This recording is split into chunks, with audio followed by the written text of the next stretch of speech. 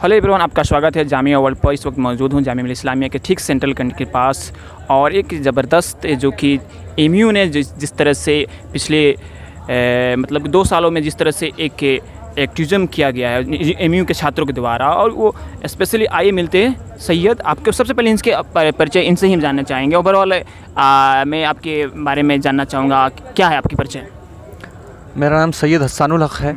मैंने अलीगढ़ मुस्लिम university faculty of law से law किया है। वहाँ से फ़िलहाल मैंने MBA में एडमिशन लिया है, और फ़िलहाल बस एक्टिविज़म के तौर पे मैं यहाँ हूँ। और यहाँ एक काम था दिल्ली में, और एक एडमिशन का सिलसिला था, तो मैं जामिया पहुँचा हूँ, और जामिया में आपसे मुलाकात। जैसे कि मैंने कहा आपको अपना इंट्रोडक्शन दीजिए, लेकिन अभी कहीं ना कहीं आपका इंट्रोडक्शन अभी मतलब कि कम ही हो गया, क्योंकि मैं जहाँ तक आप बिहार से ताल्लुक़ रखती हैं, और जब बिहार से आप एमयू पहुँचे, किस तरह से आपको एमयू ने चेंज किया है? स्पेशली जहाँ तक हमने देखा है, सुना है कि जब जो घटनाएं घट रही एमयू को टारगेट करने की कोशिश किया, जिस तरह से वहाँ के स्टूडेंट एक ज़बरदस्त रोल में आए और सरकार के खिलाफ एहतजाज किए। ओवरऑल जिस तरह से बिहार से और एमयू तक आने में आपकी ज़िंदगी में किस तरह का बदलाव है? देखिए, मैं सबसे पहले मैं बताना चाहूँ कि मेरा ताल्लुक़ जयनगर मधुबनी बिहार से है, और मेरी एजुकेशन सबसे पहले मेरी मदरसा तामीर मिल्लत अलीगढ़ से मेरी एजुकेशन शुरू हुई। मेरे वालिद साहब और दादा मरहूम दोनों अलीगढ़ के प्रोडक्ट रहे हैं, एमयू के प्रोडक्ट रहे हैं। मेरे जितने भी भाई बहन वहीं से है, तो शुरू से एक शौक़ था, ज़ौक़ था कि अलीगढ़ में मैं वहाँ इनरोल्ड हूँ, वहाँ एडमिशन हूँ। तो मेरा 2012 में एमयू में इनरोल्ड हुआ, मैं वहाँ एडमिशन लिया मैंने। उसके बाद एक अंदर से एक ख्वाहिश थी कि हमेशा एमयू का स्टूडेंट बनने के बाद हमेशा एमयू के तालिबे इल्म होने के नाते, और बचपन से जो सुनता आया एमयू के बारे में कि एमयू एक ऐसी जगह है, जैसा प्लेटफॉर्म है जो है जहाँ मज़लूमों की आवाज़ें उठाई जाती है। तो मेरी भी अंदर ख्वाहिश हुई कि मज़लूमों की आवाज़ उठाने का मामला हो, या फिर किसी भी हिंदू, मुसलमान, सिख, ईसाई किसी भी मुद्दों पे बात करना हो, तो मैं आगे बढ़ के मैंने किया और मैं आगे बढ़ा। तो यही मेरा एक है मामला रहा है एमयू में। एमयू ने मुझे दिया है तहज़ीब, हमें जो हमारे सिखाया जाता है बड़ों की इज़्ज़त और सही बात कर रहे हैं। ओवरऑल जैसे कि आपकी एक्टिविज़म की बात हो रही है, तो अभी तक जैसे कि जेएनयू में जिस तरह से नजीब को वहाँ से बहुत कुछ लोगों ने उन्हें गायब कर दिया, न जाने अभी कहाँ है मालूम नहीं, लेकिन जिस तरह से मतलब कि स्पेशली जो कि एमयू का छात्रों का जो एक एक्टिविज़म के थ्रू उन्हें ब्रिंग बैक लाने के लिए कोशिश किया गया, और इसमें ख़ास तौर पर आपका बड़ा एक अहम रोल रहा है, जिस तरह से एहतजाज करना, सरकार के से डिमांड करना। स्पेशली आपने जो बिहार में किया, किस तरह का रिस्पॉन्स आया बिहार के सरकार के? देखिए, सबसे पहले मैं बताऊं कि हम लोग विंटर वेकेशन की छुट्टियों में जा रहे थे, घर जा रहे थे। हमारे साथ तस्नीम भाई भी थे और दीगर लोग थे।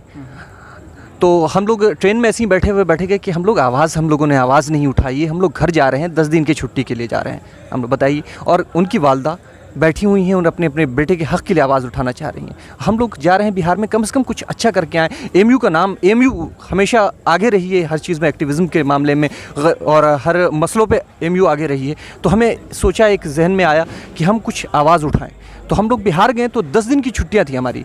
तो हम लोग सबसे पहले वहाँ हम लोगों ने जो एहतजाज स्टार्ट किया, शुरू किया दरभंगा से। तो हम लोगों ने दरभंगा में इस्लामिया कॉलेज है वहाँ से हम लोगों ने प्रोटेस्ट किया।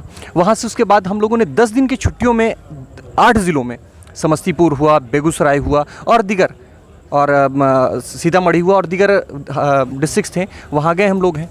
और आखिर में हम लोगों ने गवर्नर को एक मेमोरेंडम दिया पटना में, और उसके बाद मेमोरेंडम देने के बाद हम लोगों ने अपनी बात को रखी कि नजीब कहाँ है, और नजीब को जल्द से जल्द वापस किया जाए, और नजीब पे CBI इंक्वायरी हो नजीब के गायब होने पे। तो हम लोगों ने ये एक्टिविज़म रही, और अलीगढ़ में भी हम लोगों ने जैसे कि ये तो आप सही बता रहे हैं, लेकिन एक और बात है, मामला जो कि जिन्ना के लेकर जो विवाद हुआ और बहुत सारे विवाद हुआ। ओवरऑल मैं जानना चाहूँगा कि क्या वाकई में एमयू को टारगेट करने की कोशिश किया गया, एमयू के स्टूडेंटों को परेशान करने की कोशिश किया गया? आपकी क्या है उस पर समझ? देखिए, जिन्ना इशू था वो किराना इलेक्शन चल रहा था उस टाइम में, लोकसभा का इलेक्शन किराना का चल रहा था। तो एमयू को टारगेट करने का बस ये मामला था कि किराना इलेक्शन कैसे निकले इनका, और भी दीगर है। और एमयू को टारगेट बस है कि मुस्लिम यूनिवर्सिटी नाम लिखा हुआ है, तो इसको टारगेट करने का इशू था। अब आप अगर बात करें, अगर है तो सबसे पुरानी स्टूडेंट यूनियन अलीगढ़ मुस्लिम यूनिवर्सिटी की है। अलीगढ़ मुस्लिम यूनिवर्सिटी ने 1920 में 1920 में महात्मा गांधी जी को लाइफ टाइम मेंबरशिप दी, भीमराव अंबेडकर साहब को दिया और दीगर लोगों को दिया। उसी वक्त पे आज़ाद हिंदुस्तान से पहले की बात है और हिंदुस्तान जब डिवाइड होने से पहले की बात है ये, तब मोहम्मद अली जिन्ना को उनके चीज़ों को देखते हुए उस टाइम में लाइफ टाइम मेंबरशिप अवार्ड दिया गया उनको। और हर जगह के लोग जो भी हैं एमयू में जो हैं जिनको लाइफ टाइम मेंबरशिप दिया गया और जो बड़े फेसेस हैं उनकी फ़ोटोज़ लगी हुई है। ये सही बात कर रहे हैं। ओवरऑल अब क्या देखते हैं कि जिस तरह से आजकल जो कि एनआरसी का एक हवा चल रहा है, स्पेशली एक कहीं ना कहीं एक डिटेंशन सेंटर में रखने की कोशिश किया जा रहा है, स्पेशली जो कि कहीं ना कहीं बीजेपी के ये जो एजेंडा है, आरएसएस का एजेंडा है, कहीं ना कहीं पूरे हिंदुस्तान में लागू करने की कोशिश कर रही है एनआरसी। इस पर बहुत सारे लोगों का सपोर्ट भी हो रहा है, ख़ास तौर पर अभी बहुत सारे लोगों का स्पेशली मुस्लिम स्कॉलर्स का जो आया है कि पूरे इंडिया में एनआरसी कर दिया जाए। बीइंग ए स्टूडेंट एमयू के होने के नाते, being as aware of people of India होने के नाते, क्या इस पर समझ रखते हैं आप? मैं इससे बोलने से पहले मैं एक चीज़ क्लियर कर दूं। सबसे पहले जिन्ना की बात चल रही थी इससे पहले, तो हम एमयू का सबसे पहला मामला है हमारा जहन है जिन्ना इतिहास है, जिन्ना इतिहास है ना कि हमारी आस्था। अब एनआरसी पे हम आते हैं। एनआरसी का मामला जैसे आसाम में हुआ, 19 लाख कुछ लोग करीब जो एनआरसी में जो फंसे, जिनका मामला आया, 19 लाख में से 16.5 लाख करीब हमारे हिंदू भाई हैं, सिर्फ 16.5 लाख। आप वहाँ प्रोटेस्ट हो रहा है आसाम में बीजेपी गवर्नमेंट के ख़िलाफ़, क्यों नहीं मीडिया दिखा रही इस बात को?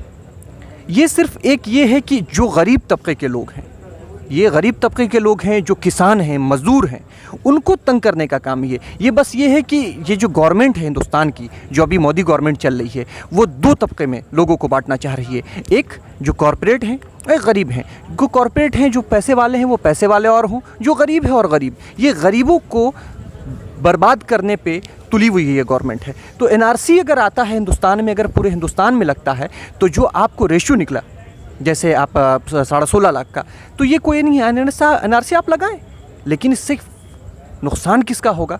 आप मुल्क में, आपने जीडीपी की आप बात नहीं कर रहे हैं कि मुल्क में किस तरीके से जीडीपी गिर रहा है। कश्मीर में आप 370 आपने लगा दिया। कश्मीर में आपने जो है लेजिस्लेटिव असेंबली का कुछ नहीं, आपने उसका मशवरा नहीं लिया, आपने सुप्रीम कोर्ट के रूलिंग्स को नहीं देखा, आपने एनआरसी। तो आप एनआरसी आप लगाएं, आप जो चाहें। आपकी गवर्नमेंट जो है निकम्मी है, नाकारी है, जो एजुकेशनल इंस्टीट्यूशन पे बार बार हमले कर रहे हैं, कभी एमयू पे कर रही है, कभी जेएनयू पे, कभी बीएचयू पे। तो निकम्मी नाकारी गवर्नमेंट जो होती है, जब इनके पास कुछ करने को नहीं होता, बताने को नहीं होता है, तो वो ये सब इस तरह का आप देखिए, जिस तरह से ओवरऑल जिस तरह से आप 370 की बात जो आपने कहा, 370 आर्टिकल जिस तरह से बीजेपी ने हटाया, उसकी पूरी तरह से रिवोक कर लिया, जिस तरह से बहुत सारी वहाँ पर पाबंदी आयद कर दिया गया है। कहीं ना कहीं एक डेमोक्रेटिक सोसाइटी, डेमोक्रेटिक कंट्री में इस तरह का मतलब कि रूल इस तरह का बिहेव नहीं होना चाहिए। बीइंग आप स्टूडेंट होने के नाते और एज अवेयर पीपल होने के नाते, इसको किस तरह से देखते हैं? मोस्टली एमयू में बहुत सारे कश्मीरी स्टूडेंट हैं, उनकी रवैया क्या होता है इस पर? मैं बताऊं आपको सबसे पहले कि जो प्रो इंडियंस हैं, जो कश्मीर के बच्चे, जो मुझसे मुलाकात होती है, अलीगढ़ में मैं बैठता हूं, कश्मीरी में बहुत सारे दोस्त हैं ऐसे हैं, तो उनका बस ये रोना होता है कि हम लोग इंडियंस हैं, हम लोग सोचते हैं हिंदुस्तान के बारे में, और लोग फ़िरका परस्त लोग हैं, अलग अलग हैं कि जो सोच हैं। लेकिन आज हम लोग जो है हिंदुस्तान में जो कहते थे कि नहीं इंडिया हमारा सही है, हमें इतना सपोर्ट करता है, हर चीज़ पे है, आज हमारे घर पे नहीं मुलाकात हो पा रही, बात नहीं हो पा रही हमारी, कम से कम 1 महीने से करीब बातें नहीं हो पा रही। हम किस मुँह से अब लोग वहाँ के आवाम को कहेंगे कि भाई इंडिया हमारे है, हमारे फेवर की बात करता है, हक़ की बात करता है, हुकूक की बात करता है? आज तो आपने पाबंदी लगा रखी है। आप जैसे शाह फैसल की मैं बात करूं, अगर है शाह फैसल की, उसके फादर को, उनके फादर को, शाह फैसल के फादर को मिलिटेंट्स ने मारा, वो प्रो इंडियन है। उनके बाद उन्होंने टॉपर रहे, उन्होंने आईएएस निकाला, वहाँ के आवाम की खिदमत के लिए उन्होंने रिजिग्नेशन किया, रिज़ाइन दिया उन्होंने। उसके बाद उनको, उन जैसी शख्सियत को जो कैम्ब्रिज में जा रहे थे एक लेक्चर के लिए, तो उनको उठा के आप जेल में डाल रहे हैं आप, है।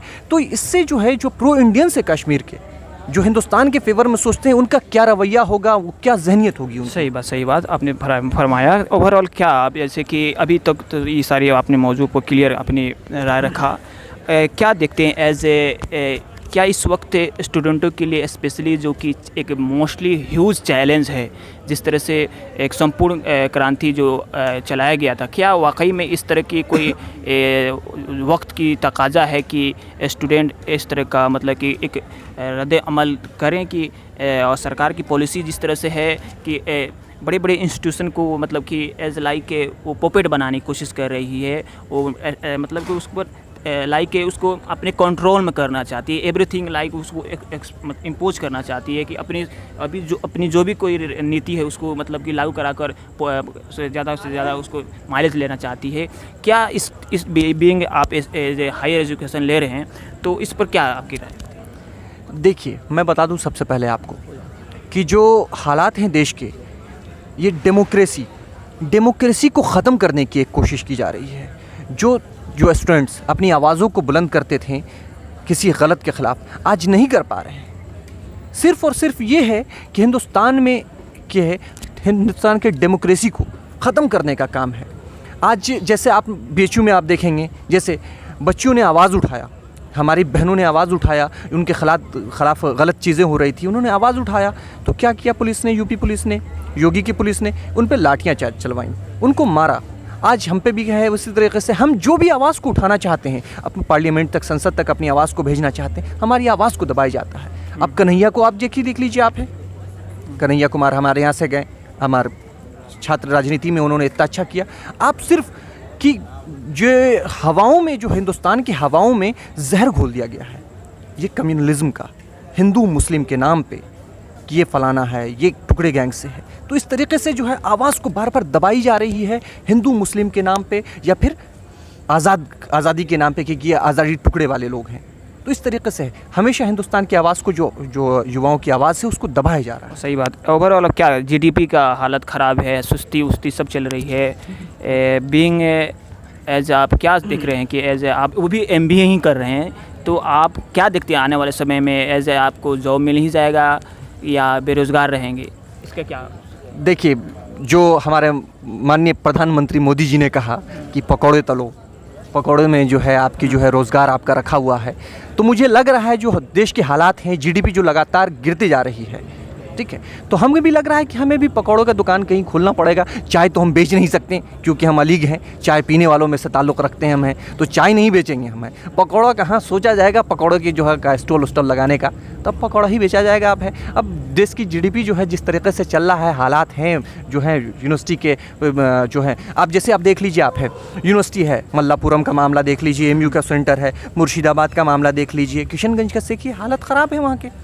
इतने करोड़ पैसा का था कि फंड का कि रिलीज़ किया जाएगा, लेकिन एक पैसा नहीं वहाँ दिया जा रहा है। किशनगंज तो बंद होने की हालत में है। ये सब ओवरऑल इससे पूरी दुनियाई बात हुआ। पर्सनल क्या आप क्या बनना चाहते हैं, क्या आपकी शौक़ है, क्या कुछ ऐसा है कि आने वाला समय में एज ए क्या इतना एक्टिविज़म आप जो कर रहे हैं या किए हैं, आगे का फ्यूचर कैसे देख रहे हैं, स्पेशली MU में क्या बनना चाहते हैं?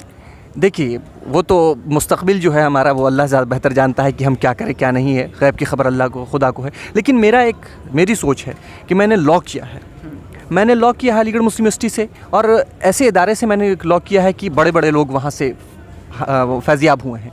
तो मेरा एक सबसे पहला है कि मैं कुछ भी करूँ आने वाले मुस्तकबिल में, जो यहाँ की हमारे हिंदुस्तान की सोसाइटी है, हमारी आवाम है, उनके लिए कुछ बेहतर कर सकूँ, जो मज़लूम हैं उनकी आवाज़ को उठा सकूँ। वो यूनिवर्सिटी की बात हो या फिर हिंदुस्तान में हम जो मैं प्रैक्टिस एज ए लॉ में, मैं बार काउंसिल में, दिल्ली बार काउंसिल में रजिस्ट्रेशन करवाने के बाद मैं काम करना चाहता हूँ। ओके, जैसे कि आपने कहा कि आप वकील मतलब की पढ़ाई किए हैं, LLB वगैरह किए हैं, प्लस में MBA किए हैं, आप बार काउंसिल में मैंने MBA में आपने एडमिशन लिया, आप बार काउंसिल में रजिस्ट्रेशन कराएंगे। तो ओवरऑल वकील के पास 2 काम होता है, एक तो राजनीति करना, प्लस में एक वकीली करना। तो आपके पास ऐसा माना जा रहा है कि आने वाला समय में आप MU से ऐसा माना जा सकता है कि आप कुछ चुनाव वगैरह लड़ सकते हैं, आपकी क्या है? देखिए, चुनाव का मामला हमारे यहाँ होता है, GBM होती है, जनरल बॉडी मीटिंग है, तो मैं ये वाहिद अकेले रह के मैं ये नहीं सोच सकता कि मैं चुनाव, अगर वहाँ की आवाम चाहेगी, वहाँ के स्टूडेंट्स चाहेंगे, तालिब इल्म चाहेंगे कि मैं इलेक्शन में आऊँ,